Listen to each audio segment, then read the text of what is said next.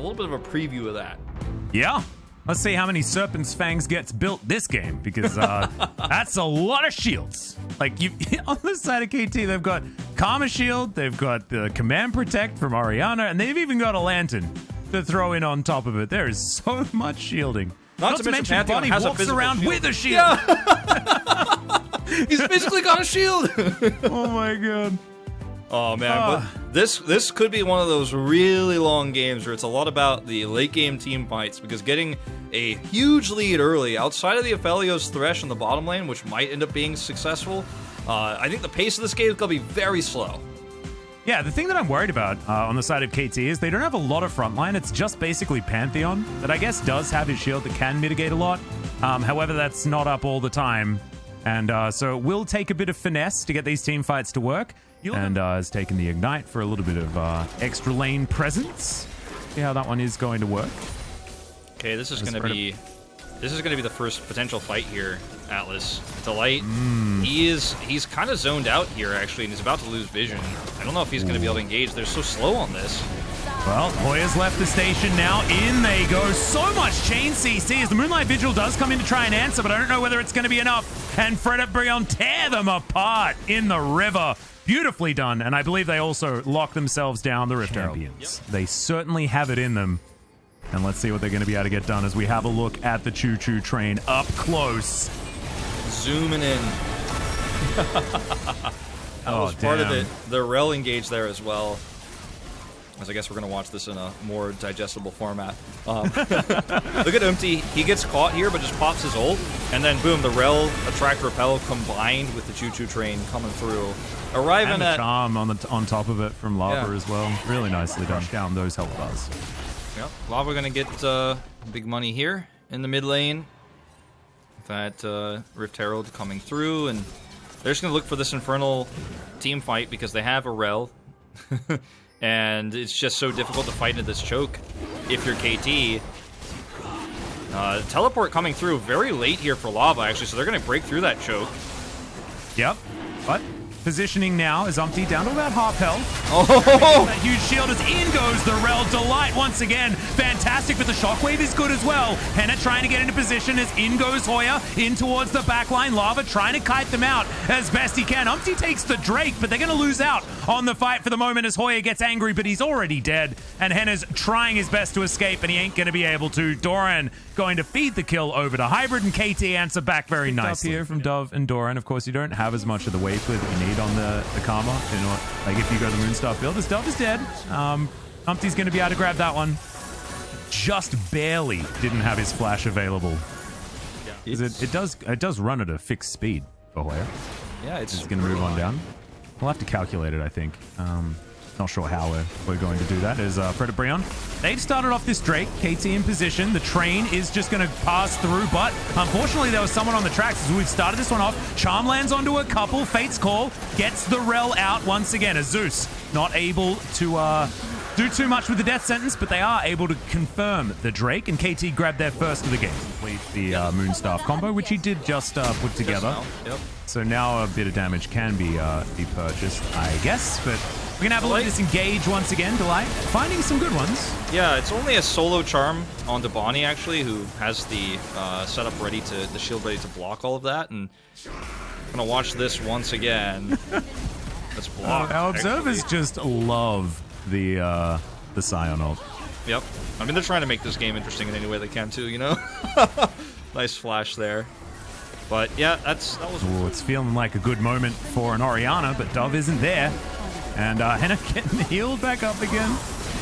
Yep, that Moonstaff, it's been put together, as you guys know. Fate's Call does come down. That's a double charm to come through there as the Magnet Storm looks like it does a lot of damage. The follow-up, just beautiful, of course, by Fred Brion, is crushed is the Aphelios. Shockwave lands onto two. Good sidestep from Henna there, and Delight going to keep himself alive. And this Seraphine, man, like, these mid-games seem so difficult for anyone facing her, and I just don't know whether KT's comp can deal with it like the Fred Brion comp did in game number 1. Yeah, this was very, very much a positional issue for KT at the same time. Like, KT was like, okay, well, I didn't have the confidence to take the Baron fight, as we will have a Baron here. He might just die, as we are going to hop out of this replay. Umpty going to get lit on fire. There's the flayback.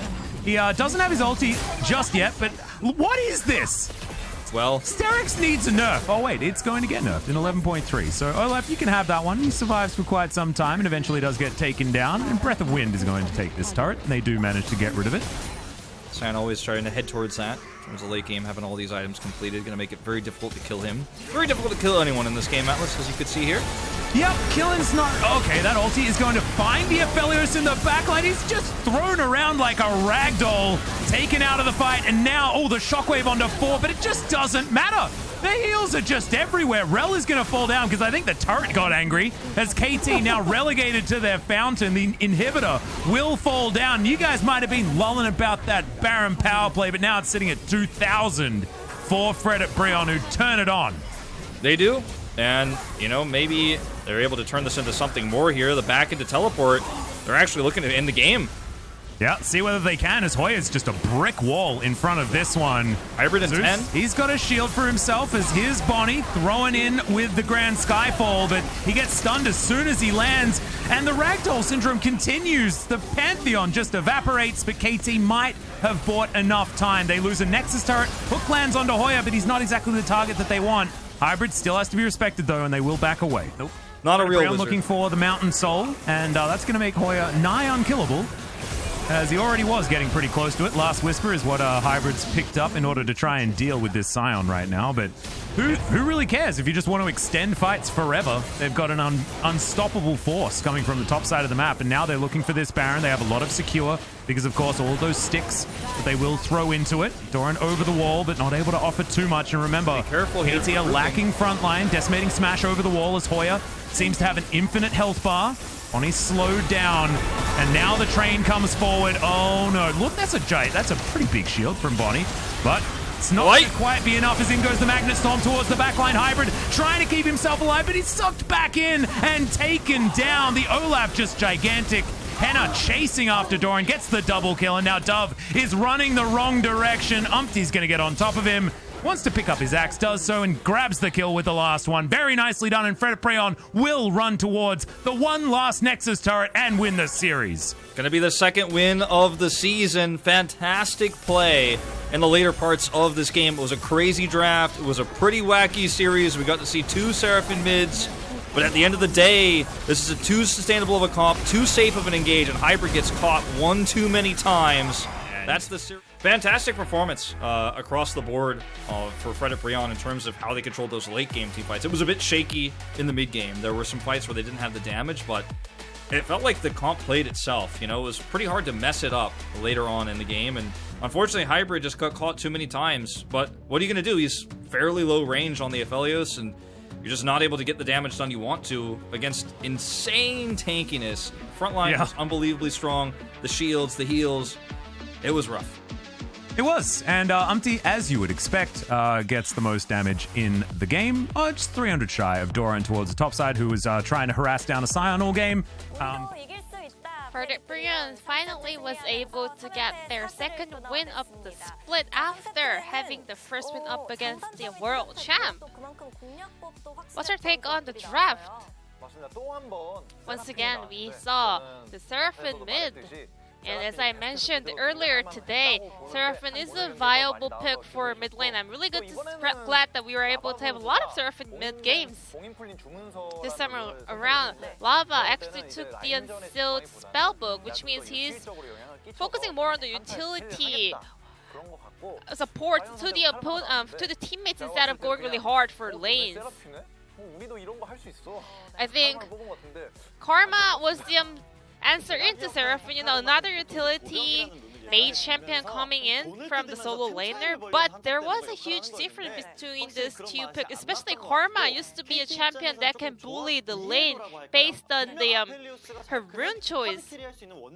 But you know, crypto does not longer exist here in the League of Legends, so that was not as powerful as Seraphim. And for the Brion, they had a lot of tools to open teamfights. For example, Well can dive onto the opponents, and then Kalista can call her back, and then Scion can also go for an engage. They have so much coin and chain CC, whereas KT doesn't really have a lot of tools for Aphelios to pop off in the teamfights. 그렇습니다. 이렇게 KT보다 픽의 의미를 잘 살려냈던 So Frederick Brian was able to utilize their power of the comp better than KT roster. So let's take a look at some of the highlights where Frederick Brian had a fantastic fight around his Herald. Kalista was very isolated away from his teammates, so usually teams would just wait until Kalista arrives this fight, but for the Brian, the way they perceived the situation was really on point. So they took this 4v5 fight and then handled it so well. You can really tell that the teammates are really trusting each other because they had this confidence that if they can pull off the MCC chain based on their comp, they can actually win, even being outnumbered by the opponents. Now let's move on to the second highlight where Frederick Brian was having some iffy moments. Juice was also having some of the pop-off moments. The game was really even, but Frederick Brian was able to turn the situation around with that team fight that broke out with the Encore coming out from Lava. Karma and Thresh was moving forward towards the opponent, so Lava was actually able to punish that overextension, and also Frederick Brian had a very easy comp to pull off, and they were able to execute the plays that were needed in every situation. And it was really impressive to see Frederick Brian going really aggressively whenever they saw the angle. And I want to point out that Seraphine's ultimate actually has a bigger hitbox than it shows. So because Seraphine is not a mainstream pick currently, maybe the players were not fully aware of it. And after that huge team fight win, Frederick Brian was able to solidify their lead, and the POG will go over to Delight on Rel. I guess today is a day of the Rel POG because another Rel support player is picking up the POG. I think there are other top-tier champions in the current meta, but Rel is indeed one of the best champion on board. And as time goes by, the players are learning more and more about this champion, so we are having a lot more carry performance coming out from this champion, especially during team fights. The players does indeed need some time in order to have better understanding of new champion that has been released recently. And it's 4 weeks into the LCK, and we're seeing a lot more improvements on this execution with this new champion. Well, back in the day, supports were actually a warding machine that's a little bit tanky, but nowadays, support can do a lot more work done.